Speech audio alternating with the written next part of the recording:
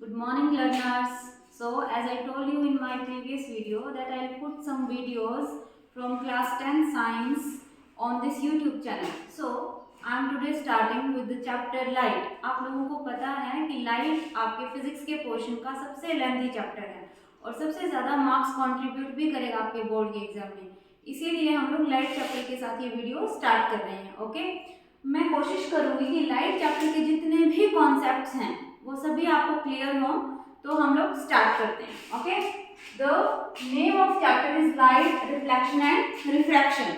इस वीडियो में मैं कवर करने वाली हूँ रिफ्लेक्शन का पार्ट, क्योंकि रिफ्लेक्शन का और रिफ्रैक्शन का पार्ट अगर हम लोग अलग अलग कवर करेंगे तो सारे कॉन्सेप्ट्स को हम अच्छी तरह से इन्वॉल्व कर पाएंगे। लाइट रिफ्लेक्शन पार्ट में हम लोग क्या क्या स्टडी करने वाले हैं? Light, that what is light, then what is reflection, spherical mirrors, sign convention, this one is important, sign conventions, rules of reflection from spherical mirrors, reflection from concave mirror, convex mirror, mirror formula and magnification। यहाँ से बेटा numerical आता है। Light chapter में आपका numerical mirror formula या lens formula से appear होने के पूरे चांसेस हैं। सो ये हम लोग करेंगे विद न्यूमेरिकल एग्जांपल्स, और इन टॉपिक्स के बीच में भी मैं छोटे क्वेश्चंस आपको दूंगी जो आपको करने हैं, साथ साथ फॉलो करना है। And then uses of spherical mirrors. Clear? So let's start with the definition of light. What do you understand that what is light? Light is a form of energy which make us to see the object. Light क्या है? Energy की वो form है जो हमें किस चीज के एबल बनाती है कि हम चीजों को देख पाए। जैसे मान लीजिए अभी आप जहां भी बैठे हुए हैं उस रूम में पूरी तरह से डार्कनेस हो जाए, या आप एकदम डार्क रूम में चले जाएं जहां कोई लाइट ऑन नहीं है और ये एकदम डार्क है, तो क्या आप चीजों को देख पाते हैं? नहीं। और अगर आप वहां एक बल्ब को ऑन कर दें तो आप चीजों को देख पा रहे हैं। इसका मतलब पहले क्या चीज एब्सेंट थी? लाइट एब्सेंट थी। ठीक है, यानी लाइट ही वो फॉर्म ऑफ एनर्जी है जो सेंसेशन ऑफ विजिबिलिटी हमारी आईज में प्रोड्यूस करती है। So light is a form of energy which make us to see the objects. जैसे एक और छोटे एग्जांपल से आप समझ सकते हैं। मान लीजिए मैंने ये डॉट यहाँ ड्रॉ किया, आप कैसे चीजों को देख पाते हैं वो मैं क्लियर करना चाहती हूँ। जब लाइट रेज इस डॉट पे पड़ेंगी, ठीक है, और इस पे पड़ने के बाद यहाँ से स्ट्राइक होकर आपकी आंखों तक पहुंचती हैं, तभी आप चीजों को देख पाते हैं। फॉर एग्जाम्पल इस वक्त आप इस डॉट को देख पा रहे हैं। अगर मैं यहाँ खड़ी हो जाऊँ, ठीक है, क्या आप अभी डॉट को देख पा रहे हैं? नहीं, है ना। उसका रीजन क्या है? लाइट रेज अभी इस पे पड़ रही है लेकिन इससे स्ट्राइक होके हमारी आंखों तक नहीं पहुंच पा रही है। कोई दीवार है, आप दीवार के आर पार नहीं देख पा रहे हो, अगर उस दीवार को हटा दिया जाए तो आप देख पाओगे। ऐसा क्यों है?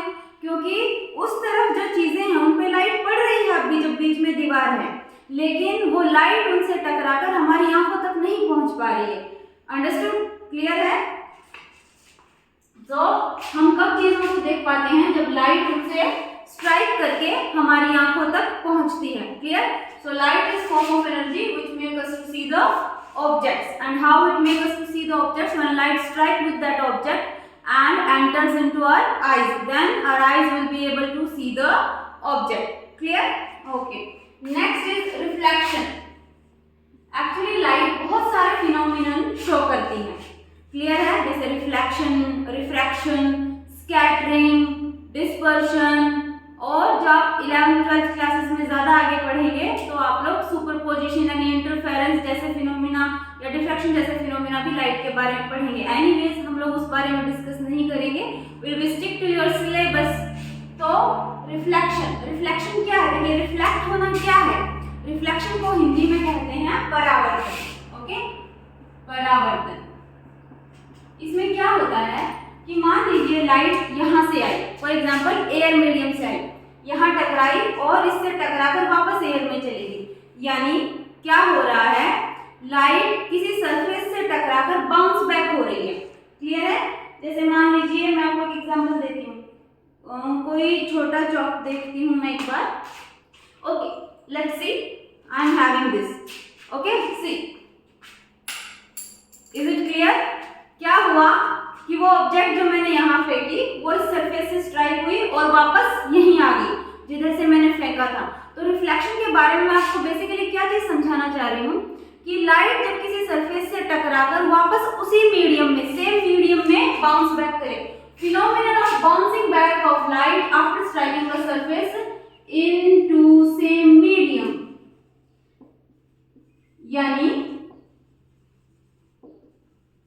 मान लीजिए लाइट एयर से ट्रैवल करते हुए यहाँ आई और वापस एयर में चली गई। जैसे यहाँ मैं एक रिफ्लेक्टिंग सरफेस ड्रॉ कर रही हूँ।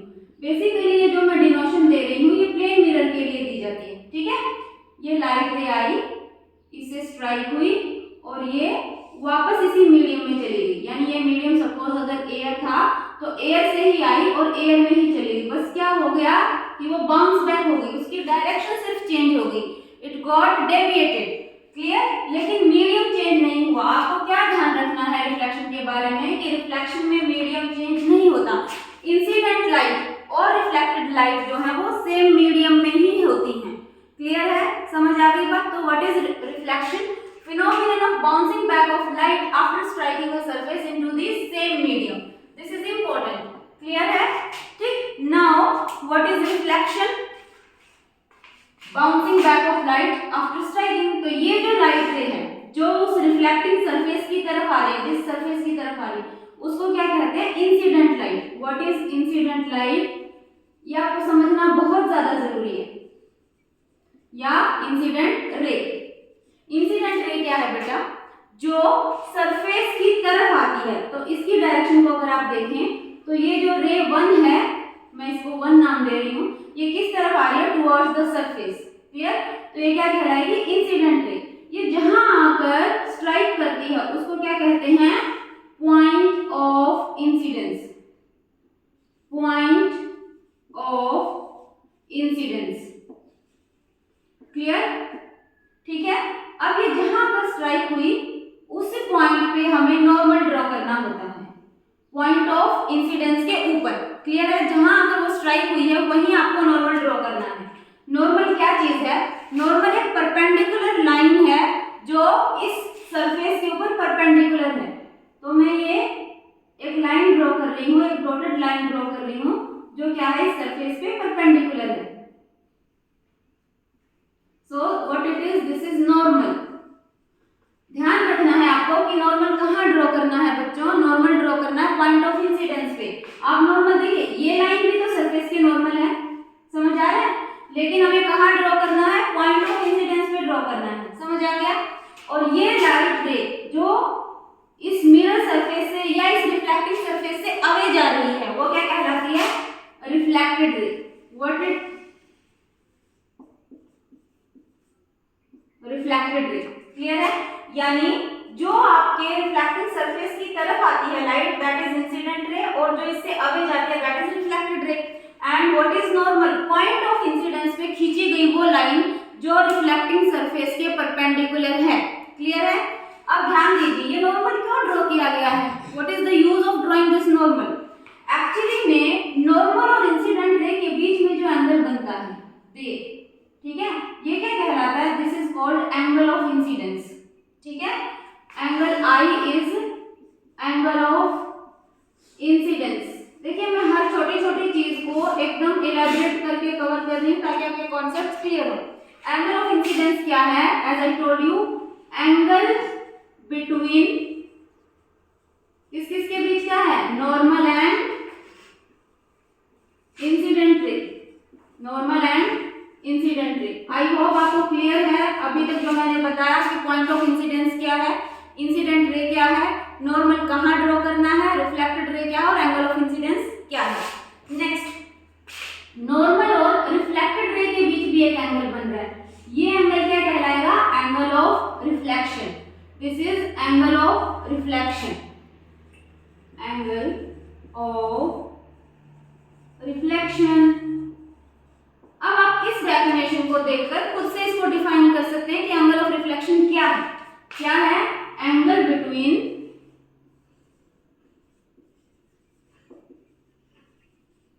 Normal and reflected ray, normal and reflected ray, clear है। आई होप अभी तक की जो चीजें आपको बताई गई हैं वो क्लियर है। लाइट हमें किस चीज के एबल बनाती है? चीजों को देखने के लिए। कब हम चीजों को देख पाते हैं? जब लाइट उस चीज से टकराकर हमारी आंखों में एंटर करे, क्लियर। सॉरी, रिफ्लेक्शन, लाइट का ये फिनोमिनन क्या है कि जब लाइट एक मीडियम से आए, किसी सरफेस से टकराए और वापस उसी मीडियम में चली जाए, समझ रहे हैं? ठीक है, यानी bouncing back of light into the same medium after striking a surface. अब रिफ्लेक्शन में होता क्या है कि इंसिडेंट रे है जो उस सरफेस की तरफ आती है वो क्या कहलाती है? Incident ray. और जो टकरा के वापस जा रही है सरफेस से दूर, ये देखिए वो क्या है? रिफ्लेक्टेड रे है। और ये इंसिडेंट रे जहां अगर टकराई वो क्या है बेटा? पॉइंट ऑफ इंसिडेंस है। पॉइंट ऑफ इंसिडेंस पे हम लोग क्या करते हैं? एक ऐसी लाइन ड्रॉ करते हैं जो रिफ्लेक्टिंग सरफेस के या उस सरफेस के परपेंडिकुलर होती है, जो क्या कहलाती है? नॉर्मल। ठीक है, नॉर्मल क्या है? A line drawn perpendicular to the reflecting surface at the point of incidence, that is important. ठीक है, समझ रहे हैं? नॉर्मल और इंसिडेंट रे के बीच का एंगल क्या कहलाता है? Angle of incidence. और नॉर्मल और रिफ्लेक्टेड रे के बीच का एंगल क्या कहलाता है? Angle of reflection. अब लॉज ऑफ रिफ्लेक्शन को हम लोग डिस्कस करेंगे। ठीक है, लेट मी इरेज इट।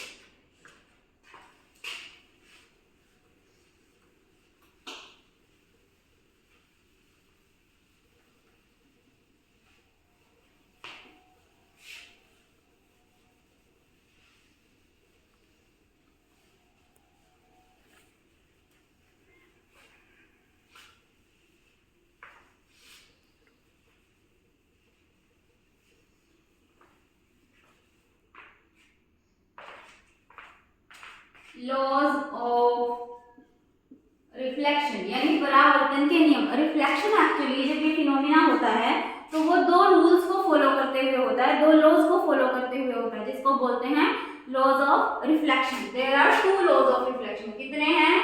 दो। Two laws of reflection. देखिए ये सारी चीजें आप अपनी लोअर क्लासेस में पढ़ चुके हैं, ठीक है, लेकिन फिर भी उसको इलेबोरेट करके इसलिए बताया जा रहा है ताकि आपको एक एक माइन्यूट कॉन्सेप्ट्स क्लियर हो।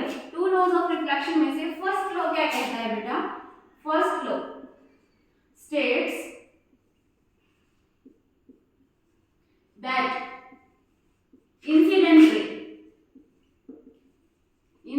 रे, रिफ्लेक्टेड रे, जैसे जैसे मैं टर्म्स लिख रही हूँ आपको ध्यान आना चाहिए कि क्या थी इंसिडेंट रे, क्या थी रिफ्लेक्टेड रे एंड नॉर्मल। कितनी चीजें हो गई? तीन, है ना? Incident ray, reflected ray and normal. All lie in same plane, all lie in same plane. कहने का मतलब ये है कि मान लीजिए ये अपना मिरर सरफेस है, ठीक है? देखो ध्यान से देखना है, जो ये डॉट, ये जो छोटे छोटे स्लैंटिंग लाइंस में ड्रॉ कर रही हूँ, ये क्या शो करता है बच्चे? मिरर के रिफ्लेक्टिंग सरफेस को। किसको? मिरर के रिफ्लेक्टिंग सरफेस को शो कर रहा है। सॉरी, नहीं ये कट करना पड़ेगा। 3 सो हम लोग क्या डिस्कस कर रहे हैं? Laws of reflection. रिफ्लेक्शन कहाँ से होता है? आप डेली लाइफ में देखते रहते हो मिरर, जैसे प्लेन मिरर जिसमें सुबह सुबह आप तैयार होके नहा धो के अपना मुंह देखते हो, this is plane mirror. Plane है ना, ये प्लेन सरफेस है, क्लियर है? ओके, तो ये क्या है? रिफ्लेक्टिंग सरफेस है। Mirrors are very good reflecting surfaces, ठीक है? ऐसे आपका कभी आपने देखा होगा चम्मच, अगर एकदम नई चम्मच हो उसमें भी आप अपना मुंह देखोगे तो आपको दिखता है एक तरफ से आपका मुंह उल्टा दिखेगा, एक तरफ से सीधा दिखेगा। ऐसा क्यों होता है वो भी अभी हम डिस्कस करेंगे इसके नेक्स्ट पार्ट में जब हम स्फेरिकल मिरर्स को डिस्कस करेंगे। क्लियर है? अभी मैं सिर्फ आपको क्या समझा रही हूँ कि लॉज ऑफ रिफ्लेक्शन क्या है। तो जैसे ये रिफ्लेक्टिंग सरफेस है, लाइट रे यहाँ से आएगी, यहाँ टकराएगी और वापस इसी मीडियम में चली जाएगी, समझ रहे हैं? वो जहाँ आके टकराई हम क्या करेंगे? वहाँ नॉर्मल ड्रॉ करेंगे और एंगल ऑफ इंसिडेंस और एंगल ऑफ रिफ्लेक्शन को मेजर कर लेंगे। उनका काम क्या है, यूज क्या है, वो अभी डिस्कस किया जाएगा। पहले आप समझिए, मिरर में दो सरफेसेस हैं, एक ये सरफेस है जहाँ से रिफ्लेक्शन हो रहा है, लाइट रे आती है और रिफ्लेक्ट होती है, so this is called reflecting surface. यानी जिस तरफ आप अपना फेस देखते हैं प्लेन मिरर में रोज सुबह उठ के, दैट इज रिफ्लेक्टिंग सरफेस, क्योंकि यहाँ पे रिफ्लेक्शन हो रहा है। और ये जो पीछे है ना, पीछे आपने कभी ऑब्जर्व किया है, यहाँ पॉलिश की रहती है, समझ रहे हैं? यहाँ क्या किया रहता है? पॉलिश, तो इसको बोलते हैं पॉलिश्ड सरफेस। अच्छा, ये पॉलिश किस चीज की हुई है? एक्चुअली ऊपर से जो आपको पॉलिश दिख रही है ये कोई रफ पेंट है, समझ में आ रहा है? लेकिन इसके नीचे सिल्वर कलर से इसको कॉट किया जाता है। ऐसा क्यों किया जाता है? क्योंकि सिल्वर जो है वो बेस्ट रिफ्लेक्टर है। सिल्वर अपने ऊपर पड़ने वाली लाइट का 99% से भी ज्यादा पार्ट वापस रिफ्लेक्ट कर देता है, एब्जॉर्ब नहीं करता। समझ आ रही है? तो जितने ज्यादा लाइट रेज इस पे पड़ के रिफ्लेक्ट होंगी उतनी ज्यादा आपको क्या होगी, इमेज अच्छी दिखेगी। आई बात समझ में? इसीलिए सिल्वर कोटिंग की जाती है। अगर इसको मैं स्क्रैच कर दूं, ठीक है, इसको जहां से भी स्क्रैच कर दूंगी तो उसके नीचे क्या आपकी सिल्वर कोटिंग, और उसको भी स्क्रैच कर दूंगी तो ये नॉर्मल ग्लास है, जो ये ग्लास है या जो आपका विंडो में ग्लास लगा हुआ है, अगर उसके एक तरफ आप सिल्वर कलर को पेंट कर दें, सिल्वर कलर की पॉलिश कर दें, तो वो पॉलिश सरफेस है और उसके दूसरी तरफ से आपको अपना फेस उसमें दिखने लग जाएगा। It will act like mirror. Clear है? व्हाई? क्योंकि पहले जब ये नॉर्मल ग्लास था तो मैक्सिमम लाइट जो इसमें पड़ रही थी वो क्या हो रही थी, इसको क्रॉस कर रही थी, है ना, इसके अंदर जा रही थी। लेकिन जैसे ही आप एक तरफ से सिल्वर कोटिंग कर देंगे तो मैक्सिमम लाइट जो इस पे पड़ रही है वो वापस उसी मीडियम में रिफ्लेक्ट हो जाएगी and it will act like a good reflector, it will act like a good mirror. Clear है? तो ये मैं आपको क्या समझा रही हूँ, मिरर में दो सरफेसेस हैं, ये रिफ्लेक्टिंग सरफेस है और ये अपना पॉलिश्ड सरफेस है। अब इनको डिनोट कैसे करेंगे, है ना, पेपर पेन में अगर हमें डिनोट करना हो, मान लीजिए ये मैंने प्लेन मिरर ड्रॉ किया, ठीक है, ये जो मैं छोटी छोटी स्लैंटिंग लाइंस यहाँ लगा रही हूँ ये आपकी क्या कहलाती हैं, दीज आर, ये जो इधर वाला सरफेस है, देखिए एक सरफेस इधर है, एक सरफेस ये है, ये स्लैंटिंग लाइंस किसको शो कर रही है, पॉलिश को, तो ये क्या कहलाता है, इधर वाला surface, it is known as polished surface of mirror. क्या कहलाता है बच्चों, पॉलिश्ड सरफेस। और ये ऊपर वाला, दिस इज रिफ्लेक्टिंग सरफेस, ये क्या है, रिफ्लेक्टिंग सरफेस है। आई क्या बात समझ में आप लोगों को? क्लियर है इतना? ओके, तो रिफ्लेक्टिंग सरफेस की तरफ क्या होगी, अपनी ऑब्जेक्ट होगी, क्योंकि देखिए इस तरफ तो हमने क्या किया, पॉलिश कर दी सिल्वर की और उसके ऊपर कोई रफ पेंट हमने कोट कर दिया, किस लिए, ताकि वो सिल्वर कोटिंग उतरे नहीं, तो ये तो ओपेक हो गया, है ना। और ये जो दूसरा पार्ट है, इधर कुछ रखा होगा, उसी की इमेज आप देख पाएंगे। तो आपको ध्यान रखना ऑब्जेक्ट हमेशा किस तरफ रखी होगी, रिफ्लेक्टिंग सरफेस की तरफ, यानी इंसिडेंट लाइट कहां से आएगी मिरर में, रिफ्लेक्टिंग सरफेस की तरफ से। क्लियर है ये कॉन्सेप्ट आपको? तो देखिए ये एक रे आई, ये रे आई अपने पास, ठीक है, और ये मिरर की तरफ आ रही है, तो ये क्या कहलाएगी, इंसिडेंट रे। क्या कहलाएगी, इंसिडेंट रे, ठीक है। जहां आकर ये इंसिडेंट हुई वो क्या है, पॉइंट ऑफ इंसिडेंस। मैं नहीं लिख रही हूं सिर्फ ताकि हमारा जो फिगर है वो थोड़ा सा साफ सुथरा दिखाई दे, ठीक है। पॉइंट ऑफ इंसिडेंस पे क्या ड्रॉ करना है, नॉर्मल, ओके, और यहां से टकराकर ये वापस इसी मीडियम में गई, ये रे क्या कहलाएगी, reflected ray, okay, and this is normal. First law क्या कहता है, समझिए ध्यान से। First law states that the incident ray, reflected ray and normal will lie in the same plane, यानी इंसिडेंट रे, रिफ्लेक्टेड रे और नॉर्मल जो है वो क्या करेंगे, आपके सेम प्लेन में लाई करेंगे। यानी अगर आपसे क्वेश्चन किया जाए कि incident ray x Y plane में है, क्लियर है, इंसिडेंट रे जो है वो एक्स वाई प्लेन में है, तो आपका नॉर्मल किस प्लेन में होगा, डेफिनेटली एक्स वाई प्लेन में। रिफ्लेक्टेड रे किस प्लेन में होगी, एक्स वाई प्लेन में। अगर मैं आपसे कहूं कि रिफ्लेक्टेड रे यानी जो रिफ्लेक्ट हुई है मिरर से या रिफ्लेक्टिंग सरफेस से वो वाई जेड प्लेन में है, तो बताइए इंसिडेंट रे का प्लेन क्या होगा, वाई जेड।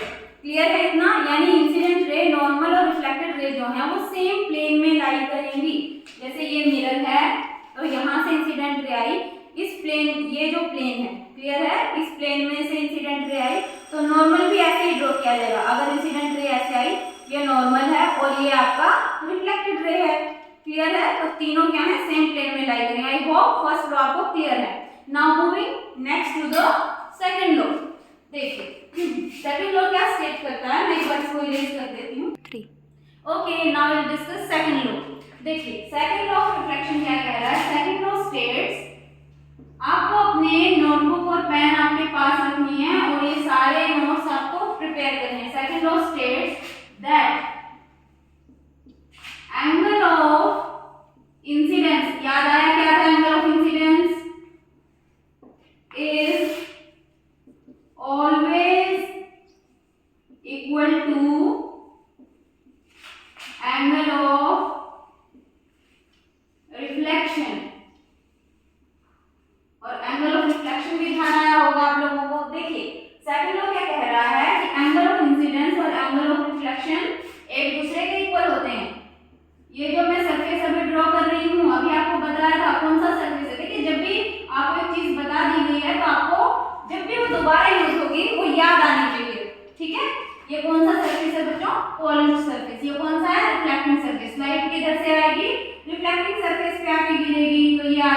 ये रे क्या कहलाती है? Incident ray. अभी तो आप एक्सपर्ट हो गए हैं इसमें। ये जहां आई वो पॉइंट ऑफ इंसिडेंस है, वहां क्या ड्रॉ करना है? नॉर्मल ड्रॉ करना है। ओके, और ये बाउंस बैक हो गई सेम मीडियम में। ये क्या है? रिफ्लेक्टेड रे है। ओके, और ये क्या है? अपना नॉर्मल है। This is normal. अभी आपको बताया था मैंने कि एंगल ऑफ इंसिडेंस क्या होता है। नॉर्मल और इंसिडेंट रे के बीच का एंगल क्या कहलाता है? Angle of incidence. और नॉर्मल और रिफ्लेक्टेड रे के बीच का एंगल क्या कहलाता है? Angle of reflection. क्लियर है? आगे बात समझें तो ये लो क्या कह रहा है कि angle I is equal to angle R, यानी angle of incidence angle of reflection के हमेशा बराबर होगा। इंसिडेंट रे नॉर्मल के साथ जो एंगल बनाएगी, रिफ्लेक्टेड रे भी नॉर्मल के साथ उतना ही एंगल बनाएगी। क्लियर? अगर मान लीजिए ये एंगल ऑफ इंसिडेंस 30 डिग्री है, suppose if angle of incidence is 30 degree and they are asking what is angle of reflection, so answer is 30 degree. Okay, क्या है? 30 डिग्री। आई बात समझ में? तो एंगल ऑफ रिफ्लेक्शन की 30 डिग्री होगा, लेकिन ये तो बहुत नॉर्मल बात हो गई। चलिए थोड़ा सा इससे नेक्स्ट क्वेश्चन करते हैं। हमें पता है कि नॉर्मल मिरर सरफेस के साथ कितना एंगल बनाता है। नॉर्मल का मतलब ही है परपेंडिकुलर। किससे परपेंडिकुलर है बच्चों? मिरर सरफेस से परपेंडिकुलर है, यानी नॉर्मल मिरर सरफेस के साथ क्या बना रहा है बेटा? 90 डिग्री का एंगल बना रहा है। This total angle is 90 degree. इधर वाला भी क्या है? 90 डिग्री।